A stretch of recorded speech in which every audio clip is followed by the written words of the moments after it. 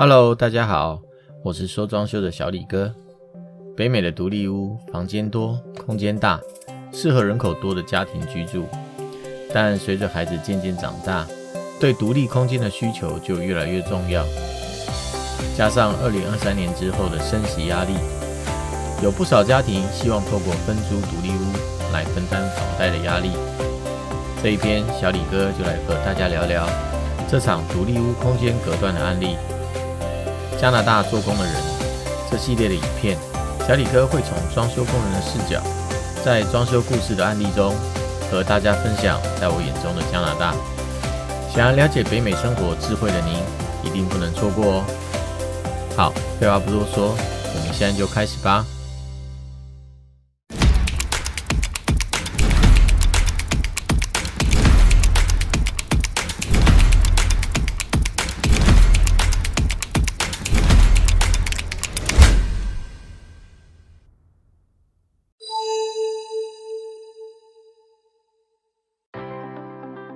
这一次的案件，屋主主要的改造动机是孩子要成家了，需要一个比较独立的空间。但是一来妈妈不喜欢搬家，二来孩子也喜欢吃妈妈做的饭菜，想来想去还是住在一起比较方便。于是决定找小李哥帮忙，看有没有两全其美的方法，可以把空间一分为二。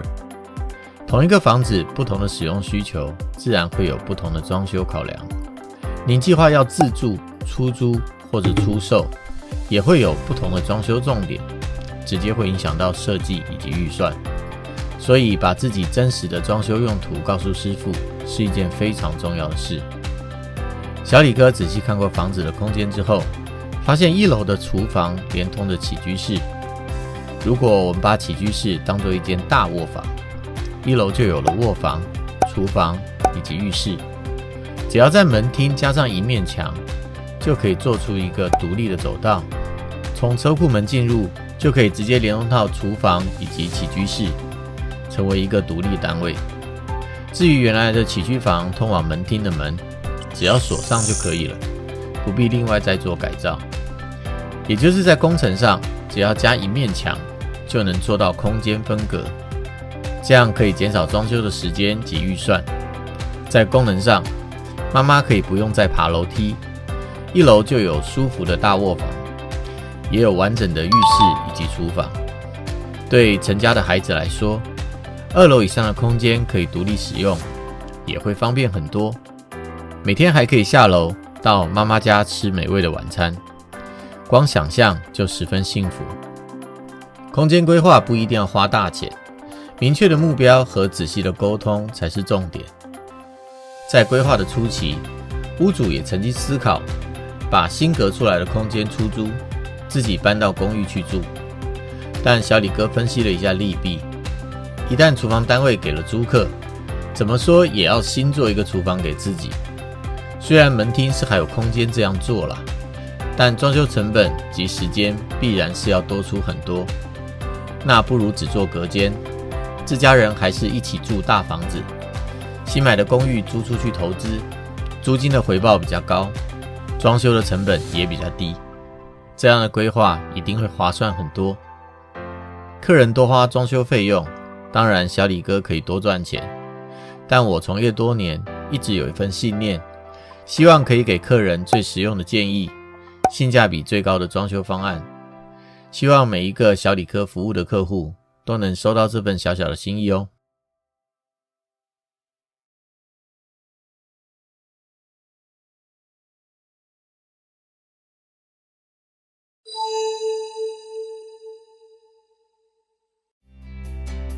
在材料上来说，轻质隔间墙主要是由结构架以及面板所组成的。世界各地使用的材料都不尽相同，像台湾大多数是用2寸的角材，加上细酸盖板；加拿大是用 2x4 的结构木，我们简称 2x4， 或是 C 型镀锌铁柱加上回板。我们先来说说结构架。C 型镀锌铁柱通常用在公寓大楼以及商业空间，一般的 house 及 townhouse 主要都是使用 2x4。加拿大规定，隔间使用的 2x4 宽度是3寸半，厚度是1寸半，而且都要使用实木的新材。我曾经到一个朋友家的工地，看到居然使用的是别的工地拆下来回收的 2x4。我也常常看到有些隔间墙的厚度不足，明显是用了不正确的材料。希望大家在装修团队进材料的时候，还是注意一下比较好。再来说说施工的方法，我们一定要注意的是立柱的间距。加拿大 Building Code 规定，隔间墙的立柱间距不得大于16英寸，天花板不得大于24英寸。结构立柱是承受墙的正向受力，墙稳不稳就看它了。有些房间的门在开关的时候墙会晃动，就一定是墙内的立柱没有依照标准施工。相信师傅是一种美德，但验收工程的时候也不能太相信师傅的美德。事关安全的步骤一定要仔细的检查。室内的隔间墙及装饰墙是不需要安装保温棉的。如果有隔音需求的朋友，你应该要加的是隔音棉，而不是保温棉。这里有个知识点，有安装隔音棉的房间，最高可以减少 90% 的室内声音穿透，比如说话、音乐的声音。但如果是会造成地面震动的声音，像是脚步声、钢琴声，墙内的隔音棉就发挥不了作用了，必须在地板下安装吸震垫才有效。隔间的结构做好，就可以直接上灰板了。虽然法规没有限定要用什么方向来安装灰板，但小李哥都会选择横向安装，因为灰板的长边都有设计倒角，长边相接，最后补土打磨完之后的墙面会比较平整。这是小李哥追求品质的小秘诀，和大家分享。不管是材料品质还是施工方法，不外乎2个关键，就是规划时选择诚信专业的施工团队，以及施工后屋主细心的验收。希望所有看完这一话的好朋友，装修的过程都能顺利、平安、品质好。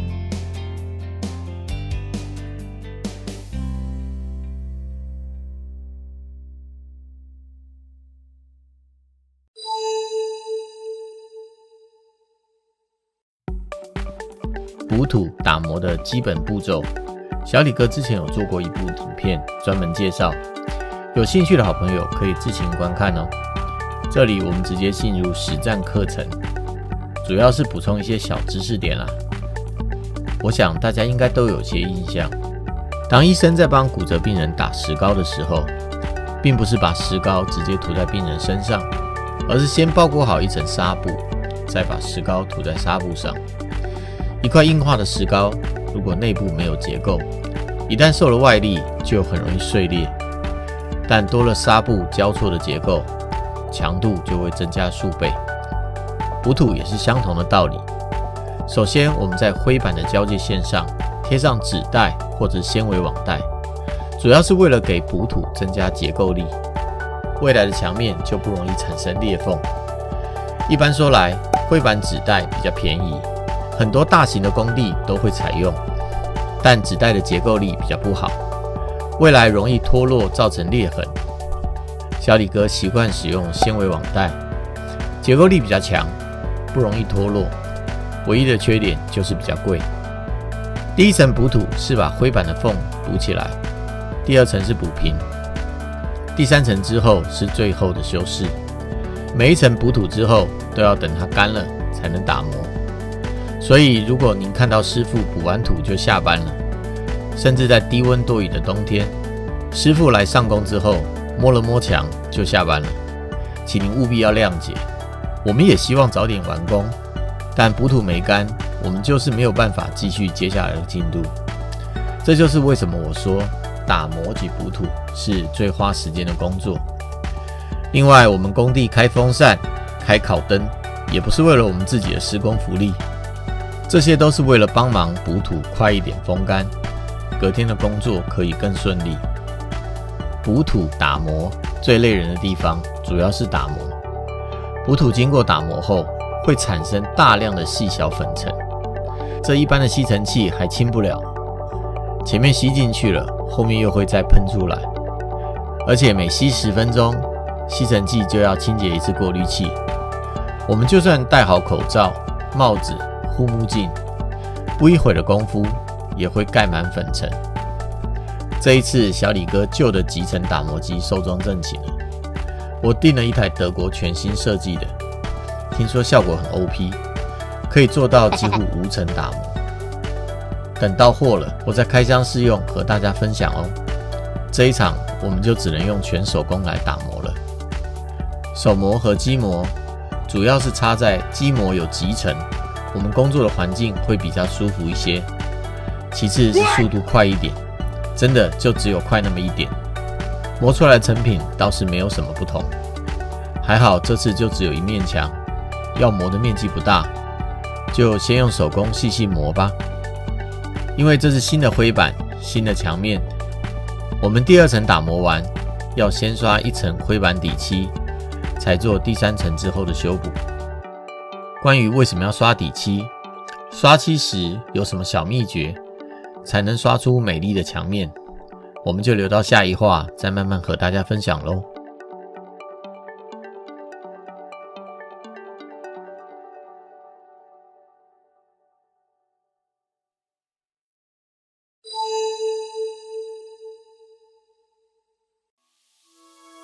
我们这次要刷漆的是新做的灰板，所以在做完第2次打磨之后，我们需要先刷上1层灰板底漆。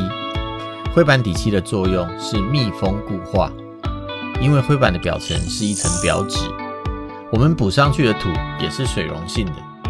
如果直接刷水性漆，会溶解表层，造成水性漆的附着力下降。底漆的主要成分就是树脂，可以预先吸入纸的纤维和补土当中，让表层硬化防水。这一步十分重要，未来的油漆是否耐久，会不会脱漆，就是看这一步。您不妨可以检查一下，如果您家中的墙沾上一点水，轻轻擦一下，油漆就脱落了，这就一定是少了灰板底漆这一步。底漆干了之后，我们再针对灰板的小缺点做局部的修补。等最后1层补土干了之后，小李哥习惯会把全部刷漆的范围用手工的方式再打磨一次。多了这一步，可以让成品的漆面光滑平顺，提高质感。